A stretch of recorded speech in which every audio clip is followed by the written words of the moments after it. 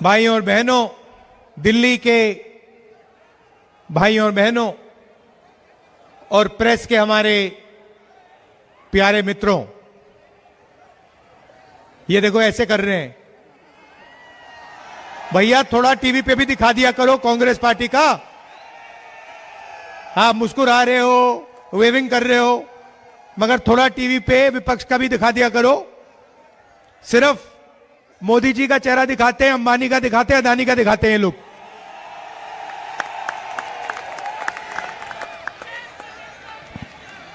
तो भाइयों और बहनों, विचारधारा की लड़ाई है।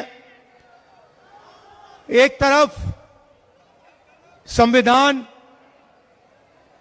कांग्रेस पार्टी, भाईचारा, एकता, मोहब्बत, और दूसरी तरफ बीजेपी और आरएसएस 400 पार, संविधान को खत्म करने की विचारधारा, नफरत, हिंसा, इन दोनों के बीच में लड़ाई है। कांग्रेस पार्टी, गांधी जी, अंबेडकर जी, नेहरू जी ने मिलकर देश की जनता के साथ देश को यह संविधान दिया, और संविधान में साफ लिखा है कि हिंदुस्तान के सब लोग एक समान हैं। हर धर्म, हर जात, हर भाषा, हर व्यक्ति की रिस्पेक्ट होनी चाहिए, भाईचारा होना चाहिए। और पिछले 10 सालों में बीजेपी ने नफरत, हिंसा फैलाई है, भाई को भाई से लड़ाया है, हिंदू को मुसलमान से, ईसाई से, सिखों से, एक जात को दूसरी जात से, एक भाषा को दूसरी भाषा से। 4000 किलोमीटर कांग्रेस पार्टी चली, कन्याकुमारी से कश्मीर तक हम चले, और एक ही लाइन थी, एक ही बात हमने बोली, नफरत के बाजार में मोहब्बत की दुकान खोलनी है। और हमने कहा कि नफरत से, हिंसा से यह देश आगे नहीं बढ़ सकता है। भाइयों और बहनों, आपने देखा होगा नरेंद्र मोदी जी, आरएसएस और बीजेपी के लोग हर टाइम आपके ध्यान को भटकाने की कोशिश करते हैं। कभी आपको कुछ बोलेंगे, कभी फिर और कुछ बोलेंगे, और जो आपकी समस्याएं हैं, आपके जो मुद्दे हैं, उसके बारे में ना बीजेपी बोलेगी, ना मोदी जी बोलेंगे, ना हमारे प्यारे मीडिया के मित्र बोलेंगे। आपने कभी देखा है, आपने मीडिया में अंबानी जी की शादी होते हुए देखी? वहां डांस गाना देखा? बॉलीवुड, क्रिकेटर सब देखे? 8-10 करोड़ रुपए की घड़ी देखी? मीडिया में सब आया। दिल्ली में जो गंदा पानी है, जो पोल्यूशन है, जो बेरोजगारी है, जो महंगाई है, उसके बारे में आपने मीडिया में कभी देखा है? कुछ नहीं दिखाते। लक्ष्य है नफरत फैलाओ, लोगों के ध्यान को इधर उधर करो, और जो जनता का धन है, जो जीएसटी आपके जेब में से रोज निकाली जाती है, जो पैसा नोटबंदी करके आपके जेब से छीना गया, वो पैसा हिंदुस्तान के सबसे बड़े अरबपतियों को पकड़ना है। 16 लाख करोड़ रुपए नरेंद्र मोदी जी ने 25 लोगों का कर्जा माफ किया है। मैं दिल्ली वालों से पूछना चाहता हूं, दिल्ली के व्यापारियों का, दिल्ली के स्टूडेंट्स का, दिल्ली के हाउसवाइफ्स का इन्होंने कितना कर्जा माफ किया है? 1 रुपया आपका कर्जा माफ नहीं किया है। आपके सामने महंगाई, बेरोजगारी, नोटबंदी की, जो पहले इंडस्ट्रीज हुआ करती थी, स्मॉल और मीडियम इंडस्ट्रीज जो थी, दिल्ली में थी, पूरे हिंदुस्तान में थी, जीएसटी ने, नोटबंदी ने उन सबको बंद कर दिया, खत्म कर दिया। आज हालत क्या है? प्राइवेट यूनिवर्सिटीज में, प्राइवेट कॉलेजेस में आप लाखों रुपए देते हो,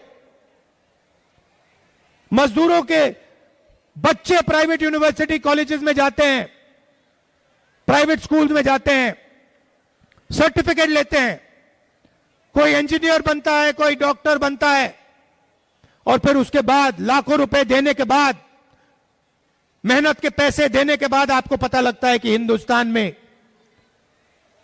बेरोजगारी है, इंजीनियरिंग की डिग्री हो कोई मतलब नहीं, मजदूर का काम करना पड़ता है, कुली का काम करना पड़ता है। यह आज हिंदुस्तान की सच्चाई है। और दूसरी तरफ नरेंद्र मोदी मन की बात करते रहते हैं, मन की बात, मन की बात, मन की बात। हम अपनी मन की बात नहीं करने आए हैं, हम आपकी मन की बात सुनने आए हैं। और इसलिए हमने मैनिफेस्टो में आपसे पूछकर, आपसे सुनकर जो आपकी मांगे थी, हमने अपने मैनिफेस्टो में गारंटीज दिलवाई हैं। सीधा महिलाओं के बैंक अकाउंट में हम पैसा डालने जा रहे हैं, गैस सिलेंडर का दाम हम कम करने जा रहे हैं। तो यह लड़ाई विचारधारा की है।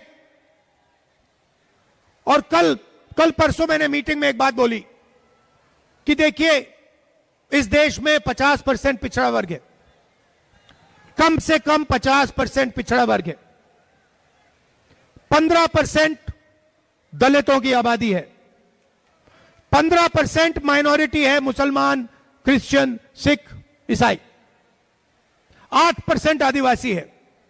अगर आप सबको जोड़ दो 90% इन लोगों की आबादी है।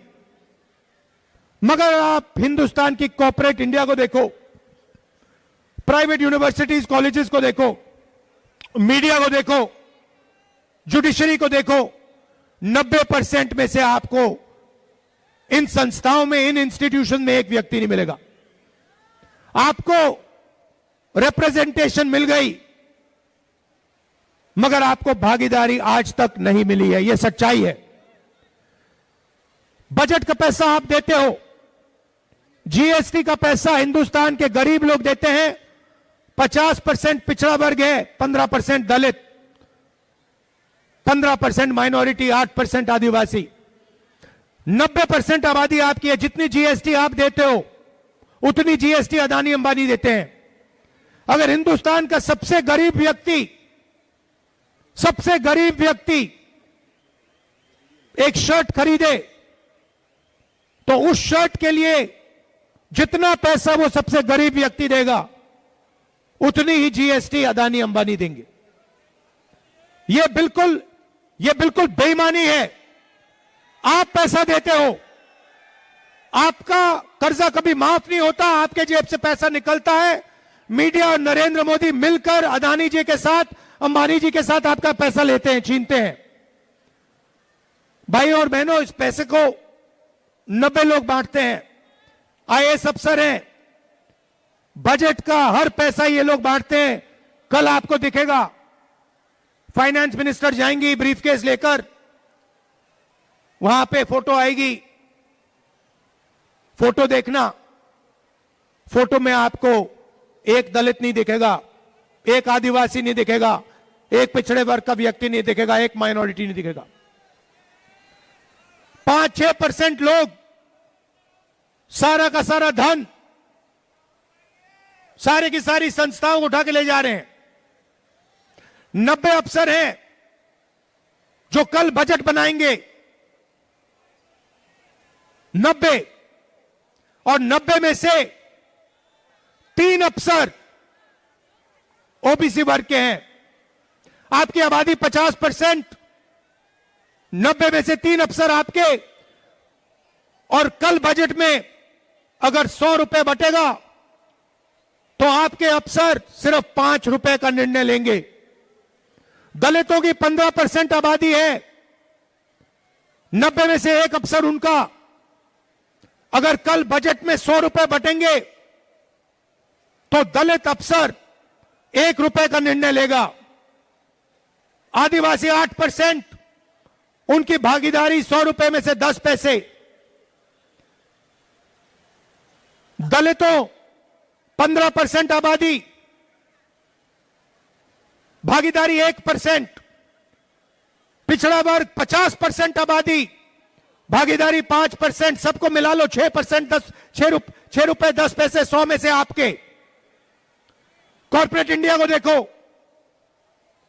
सबसे बड़ी कंपनी की लिस्ट देखो, उनके मालिकों के नाम निकालो, वहां पे आपको एक दलित, एक आदिवासी, एक पिछड़ा, एक माइनॉरिटी नहीं मिलेगा। यह हिंदुस्तान की सच्चाई है। इसीलिए मैंने पार्लियामेंट में कहा, कांग्रेस पार्टी के नेताओं ने कहा, हम जाति जनगणना करेंगे और देश के दलितों को, आदिवासियों को, पिछड़ों को, माइनॉरिटीज को दिखा देंगे उनकी आबादी कितनी है, उनकी भागीदारी कितनी है। दूध का दूध, पानी का पानी कर देंगे। यह काम नरेंद्र मोदी नहीं कर सकते। भाइयों और बहनों, लड़ाई इसी बात की है। 90% के पास कुछ है ही नहीं। आप मेहनत करते हो, आप मजदूरी करते हो, देश में पिछड़ा वर्ग, दलित, आदिवासी कहां मिलेगा? यह आपको मजदूरी करते हुए दिखेगा। ये जो बड़ी इमारतें बनती हैं, ये इंफ्रास्ट्रक्चर बनता है, ये बनाता कौन है? ये बनाते आप लोग हो। ये जो सड़कें बनती हैं, बनाता कौन है? दलित, आदिवासी, पिछड़ा वर्ग, आप लोग बनाते हो। फायदा कौन ले जाता है? 5% लोग, अंबानी, अदानी, 16 लाख करोड़ रुपए वाले लोग, और बीच में केजरीवाल जी। ये देखो, ये इनकी फोटो है, टीम केजरीवाल। ये इनको ये नवरत्न कहा है। इसमें लिस्ट है इनकी, देखो, इनकी लीडरशिप टीम की लिस्ट देखो। अरविंद केजरीवाल, मनीष सिसोदिया, आतिशी सिंह, संजय सिंह, सत्येंद्र जैन, राघव चड्ढा, संदीप पाठक, सौरभ भारद्वाज, अवध ओझा, ये टीम केजरीवाल है। इसमें से भैया मुझे एक दलित नाम दिखा दो, एक आदिवासी, एक दलित, एक पिछड़ा वर्ग, एक माइनॉरिटी का नाम दिखा दो इसमें, टीम में, लीडरशिप टीम में। यह भी 2-3% की पार्टी है। केजरीवाल जी आए थे, कहा था दिल्ली की राजनीति को साफ करूंगा, यमुना को साफ करूंगा, चेंज लाऊंगा। सबसे बड़ा भ्रष्टाचार, शराब का भ्रष्टाचार केजरीवाल जी ने और सिसोदिया जी ने किया है, यह पूरा देश जानता है। उन्होंने कहा था, 5 साल पहले कहा कि मैं यमुना का पानी पीऊंगा, यमुना में डुबकी लगाऊंगा। केजरीवाल जी, यमुना का पानी छोड़ दीजिए, यहां झुग्गी झोपड़ी का, दिल्ली का नॉर्मल पानी पी के दिखा दीजिए।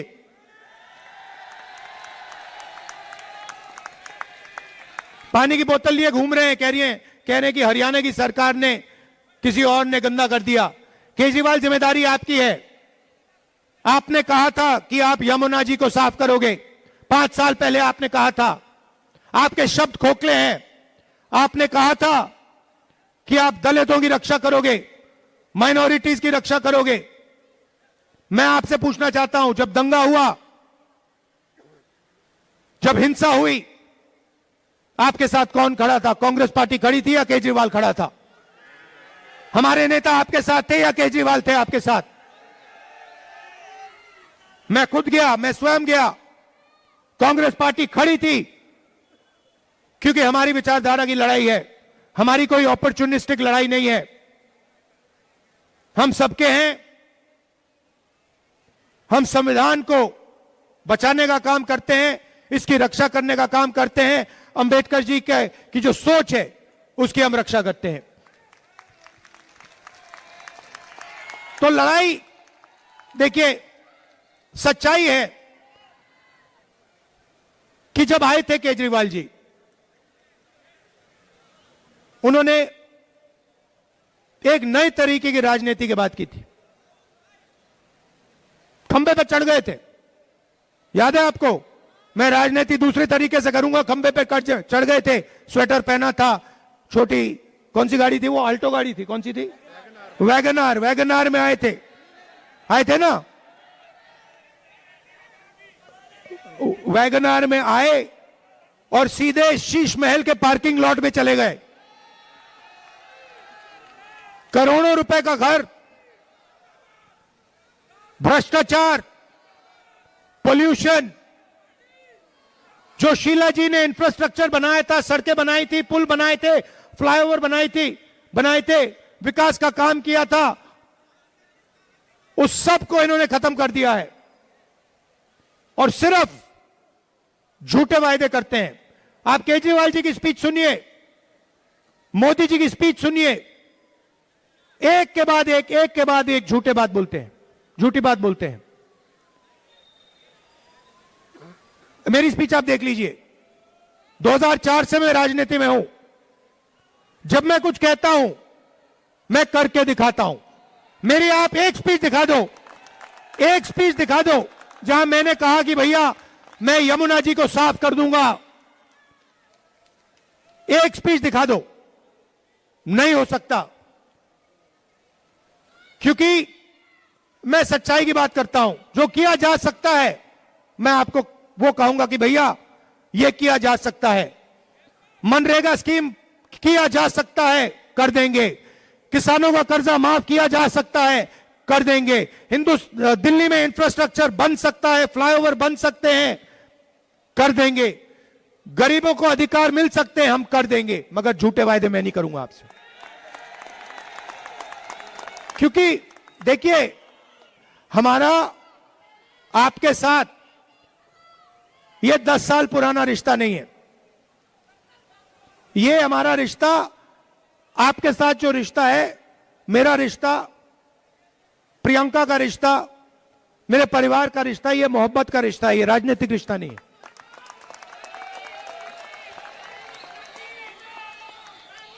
और हम आपसे मोहब्बत करते हैं, प्यार करते हैं। जैसे मैं अपनी बहन को देखता हूं, वैसे ही जैसे मैं अपनी मां को देखता हूं, बहन को देखता हूं, पिता को देखता था, वैसे ही मैं आपको देखता हूं। आप मेरे परिवार जैसे हो, मैं आपसे मोहब्बत करता हूं, तो मैं आपसे झूठ नहीं बोल सकता। यह सच्चाई है। अब आपके सामने चॉइस है, हमारे ये कैंडिडेट्स हैं। एक तरफ कांग्रेस पार्टी की विचारधारा, आ जाइए, यहां आ जाइए, आगे आ जाइए, नहीं यहां नहीं आइए, वहां आएंगे, मुझे जगह चाहिए थोड़ी। हाँ। ये हमारे कैंडिडेट्स हैं, इनको आप दिल से समर्थन कीजिए। दिल से समर्थन करोगे, दिल से।